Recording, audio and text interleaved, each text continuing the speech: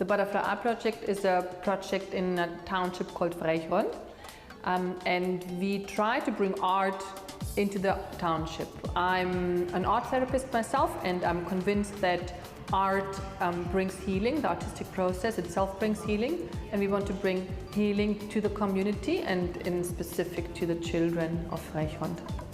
Vrygrond is one of the oldest squatter camps in Cape Town, and the people that live here come from extreme poverty. There's abuse that takes place, it's rife, substance abuse is rife, alcoholism is rife. Learners grow up in traumatic circumstances where they are exposed to a lot more than a child should ordinarily witness. The children here are neglected often because parents are visibly absent. They either frequent the shebeens or they just have too many children or are too ill to look after the children in this community. The Butterfly Art Project has started at our school last year, and it sees to the needs of all the learners who had experienced trauma from birth. The learners attend the sessions where they do art therapy, and they have sessions with the Butterfly Art Project's coordinator, Angela, who does trauma healing, because we believe that learners can only learn if they're not traumatized. So to be able to get these learners to be educable, they have to be debriefed. And often a session with the Butterfly Art Project would result in the learner being more attentive, the learner being more calm, because learners come from volatility and they're very reactive and they are very, they anger very easily. So the trauma healing that the Butterfly Art Project offers allows for them to be able to engage in the teaching experience more effectively.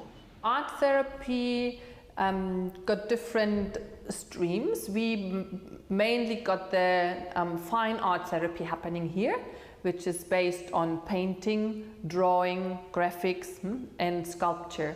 In sculpture, we mainly use clay. That's a very important media. Clay is Mother Earth as a substance, and that's very, very healthy for the kids to be exposed to clay. Yeah, and then in the moment we've got a drama therapy student here, so we even can offer drama therapy to a certain extent. We run an aftercare, and we've got about 50 children in that aftercare. They come from 1 o'clock on, the little ones, they have a little afternoon nap, and then they stay for art activities until 5 o'clock.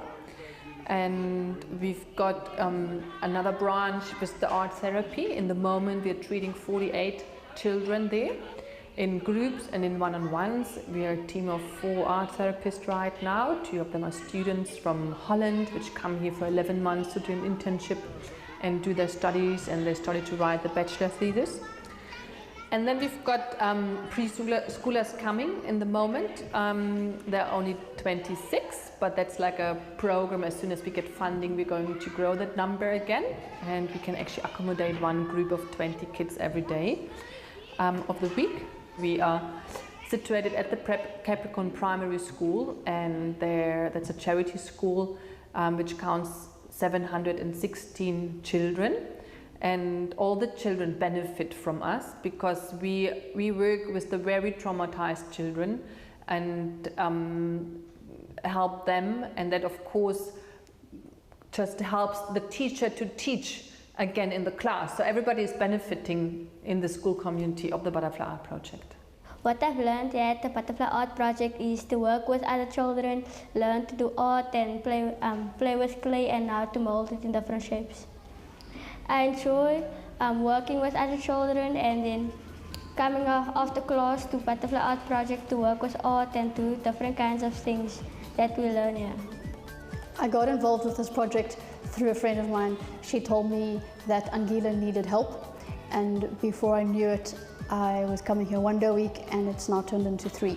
I personally think projects like this are very important because for me, I'm giving back. But aside from the personal effects, the communities need upliftment, they need encouragement, they need help on whatever level, whether it's gardening or at their home, and specifically we bring art, and it's a very colourful project.